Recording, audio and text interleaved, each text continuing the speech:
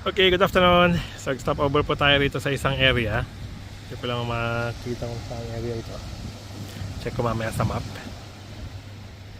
Check natin, palipad lang tayo ng konting drone shot dito. And then, tuloy na rin po tayo. Okay. Medyo mag-ingat lang po sa ganito, no? Natras ko ng konti. So, parang dahan-dahang lumulubog dito kanina. Kasi malambot tong area. Pero ang technique lang po sa ganito, idahan-dahan lang na igapang, wag pong bibiglayin kasi lalong lulubog pag binigla. Okay.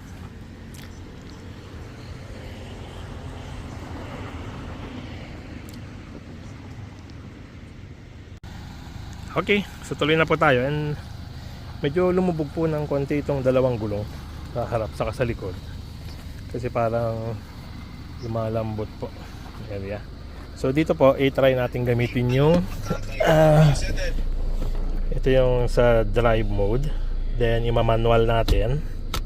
Okay, so again, pag na-manual po, nagdidiretso sa 4. Okay, so ang gagawin natin is ilalagay natin sa number 1.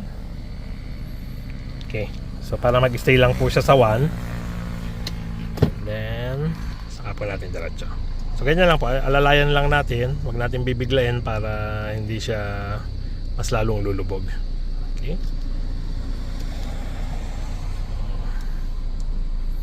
hanggang makapunta tayo sa stable ground. Yan. So yun pang maganda, hindi lilipat yung gear kasi naka-lock siya sa 1, dahil naka-manual mode po tayo.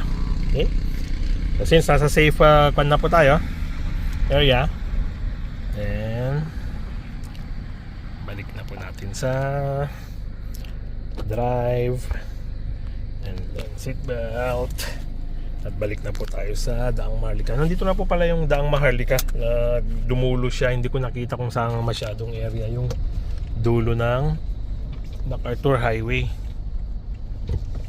Pero ito po, pag titignan natin, Daang Maharlika na siya. Okay, so meron pa po tayong 45 minutes or 38 kilometers papunta sa Bangi. Okay, ganda po, nakaka-relax. So nagpa-drone shot lang po tayo, then kumuha ng ibang pictures, then back na po tayo sa travel natin.